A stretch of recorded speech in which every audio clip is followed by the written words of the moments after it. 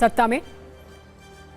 अब आज की राजनीतिक कुंजी खोलते हैं, जिसमें आज महाराष्ट्र चुनाव का पहला चरण खत्म हो गया नामांकन का, यानी आज नामांकन की आखिरी तारीख थी। अब महाराष्ट्र में नॉमिनेशन नहीं हो सकता है। अब जाकर सीट बंटवारे की फाइनल तस्वीर क्लियर होती हुई दिख रही है। अब तक की जानकारी के मुताबिक महायुति में बीजेपी को 152 सीटें मिली हैं, शिवसेना शिंदे गुट को 85 सीटें मिली हैं, एनसीपी अजित गुट को 52 सीटों पर लड़ रही है चुनाव, यानी 288 सीटों में से 289 उम्मीदवारों ने नामांकन किया है। ऐसा इसलिए हुआ है क्योंकि महायुति के नवाब मलिक ने 2 सीटों से नामांकन कर दिया है। अगर एमडीए की बात करें तो कांग्रेस 102 सीटों पर, शिवसेना यूबीटी 89 सीटों पर और एनसीपी शरद गुट 87 सीटों पर चुनाव लड़ रही है और अन्य छोटे दलों को 13 सीटें मिली हैं, यानी 288 सीटों में 291 उम्मीदवारों ने नामांकन किया है।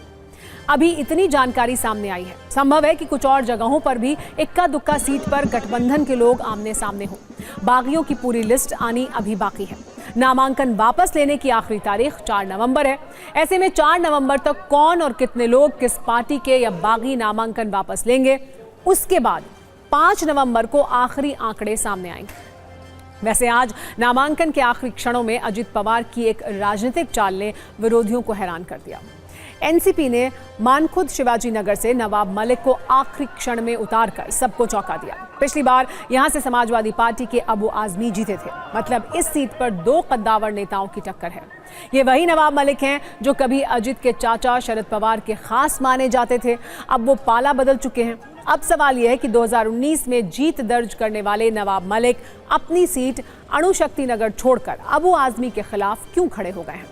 दरअसल नवाब मलिक की बेटी सना मलिक शेख अपने पिता की सीट अणुशक्ति नगर से चुनाव लड़ रही हैं। जब सना के नाम का ऐलान हुआ तो ये चर्चा सामने आई थी कि बीजेपी के दबाव में अजित पवार ने नवाब मलिक से दूरी बनाई है, लेकिन नामांकन के बाद ये साफ हो गया कि एनसीपी ने रणनीति के तहत ऐसा किया था।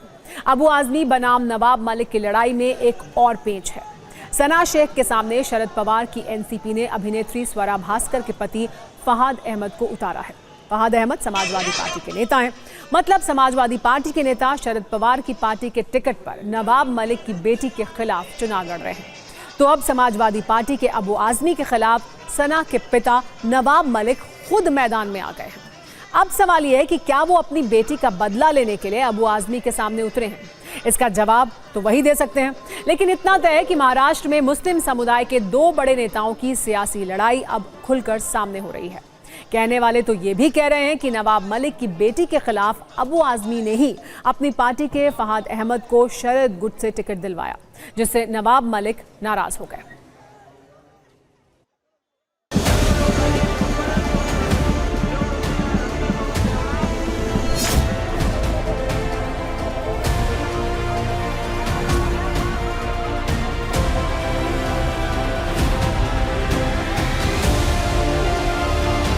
पार्टी मेरे साथ खड़ी रही। अजित पवार संकट के समय मेरे परिवार के साथ मेरे साथ खड़े रहे। मेरा कर्तव्य है कि मैं अजित पवार के साथ खड़ा रहूं।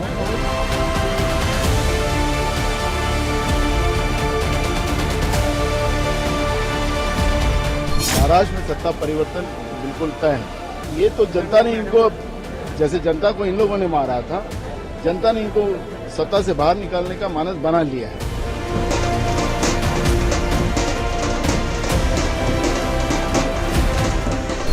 कोएलिशन का ये करते हैं तो इसमें देरी होना स्वाभाविक है और बहुत सारे लोग इच्छुक भी रहते हैं। तो मेरा ऐसा मानना है कि इसको अवॉइड करना चाहिए। हमारे पार्टी में तो कोई बागी नहीं है। अब बागी जो है वो उनकी तरफ से, हम लोग तो बाबा साहब के विचार पे चलते हैं।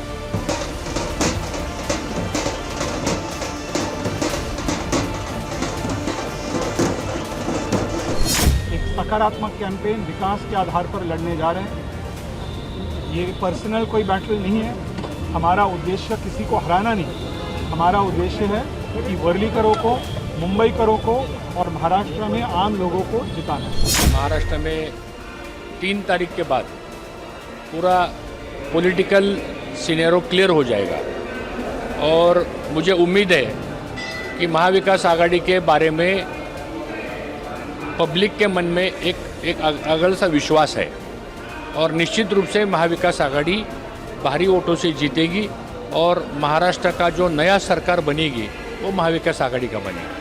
हमें भाजपा का पूरा जीत का हमें विश्वास है। लातूर की जनता ने मुझे ये बताया है कि लातूर में जो लोग प्रतिनिधि चाहिए वो उनको अवेलेबल चाहिए और एक्सेसिबल चाहिए, और उनको उम्मीद है कि वो दोनों चीज़ें मैं करने वाली हूँ।